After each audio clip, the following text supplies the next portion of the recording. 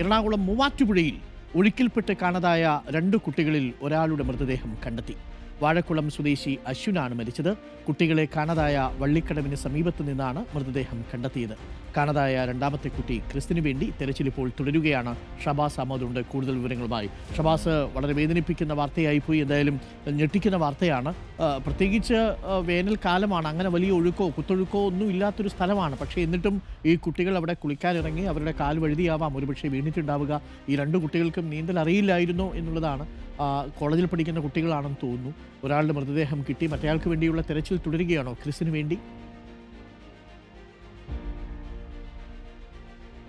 അരുൺകുമാർ, മൂവാറ്റുപുഴ ആവോലിയിൽ പുഴയിൽ കുളിക്കാനിറങ്ങി ഒഴുക്കിൽപ്പെട്ട 2 വിദ്യാർത്ഥികളിൽ ഒരാളുടെ മൃതദേഹം ലഭിച്ചിരിക്കുന്നു എന്ന ഞെട്ടിക്കുന്നൊരു വാർത്തയാണ് ഇപ്പോൾ വരുന്നത്. വാഴക്കുളം സ്വദേശി അശ്വിൻ്റെ മൃതദേഹമാണ് ഇന്ന് പുലർച്ചയോടുകൂടി ലഭിച്ചത്. ഇന്നലെ വൈകുന്നേരം 6:30യോടുകൂടിയായിരുന്നു +2 വിദ്യാർത്ഥികളായ ക്രിസ്തും അശ്വിനും ഈ പുഴയിൽ കുളിക്കാനിറങ്ങിയത്.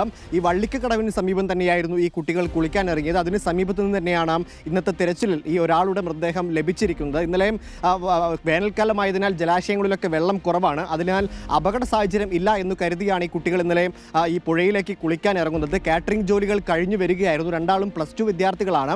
അതിനാൽ കാറ്ററിംഗ് ജോലിക്ക് പോയി തിരിച്ചു വരുന്ന വഴിയായിരുന്നു ഈ അപകടം ഉണ്ടാകുന്നത്.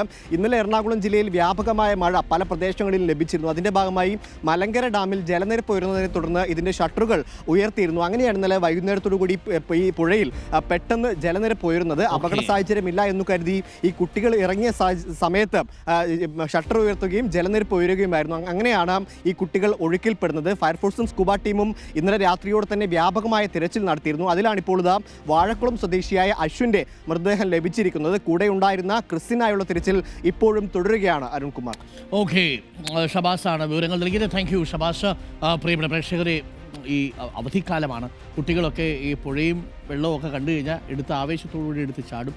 നീന്തൽ അറിയാത്ത കുട്ടികളാണെങ്കിലും നീന്തൽ അറിയുന്ന കുട്ടികളാണെങ്കിലും നിങ്ങൾക്കറിയാത്ത ജലാശയങ്ങളിൽ പോയി നിങ്ങൾ നീന്താൻ നിൽക്കരുത്. കുളിക്കാനും ഇറങ്ങരുത്. കൽപ്പടവുകളിൽ കൃത്യമായി നിങ്ങൾക്ക് ആഴം അളന്നതിന് ശേഷം മാത്രമേ നിങ്ങൾ പുഴകളിലേക്ക് കുളിക്കാൻ ഇറങ്ങാൻ പാടുള്ളൂ. കാരണം ചിലയിടങ്ങളിലൊക്കെ അടിയൊഴുക്കുകൾ ഉണ്ടാവും, ചിലയിടങ്ങളിലൊക്കെ ചുഴികൾ ഉണ്ടാവും. അത് ചെറിയ തോടാണെങ്കിലും ശരി, വലിയ ആറാണെങ്കിലും ശരി, വലിയ പുഴയാണെങ്കിലും ശരി, പ്രത്യേകം ശ്രദ്ധിക്കണം. ഒരു കാരണവശാലും നിങ്ങൾ അപകടകരമായ രീതിയിൽ നിങ്ങൾക്ക് പരിചിതമല്ലാത്ത ജലാശയങ്ങളിൽ നിങ്ങൾ എത്ര നീന്തൽ വിദഗ്ധനാണെങ്കിൽ പോലും നിങ്ങൾ നീന്താനോ കളിക്കാനോ കുളിക്കാനോ ഇറങ്ങരുത്.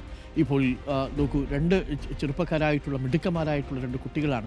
അവരൊരു കൗതുകത്തിന് വേണ്ടി അവിടെ കുളിക്കാൻ ഇറങ്ങിയതാണ്. മൂവാറ്റുപുഴയാറിൽ അത്ര വലിയ അപകടമുണ്ടാകുമെന്നവർ കരുതിയതല്ല. പക്ഷേ പല ചുഴികളുമുണ്ട്, പ്രത്യേകം ശ്രദ്ധിക്കുക. ഷബാസ് അഹമ്മദാണ് വിവരങ്ങൾ നൽകിയത്.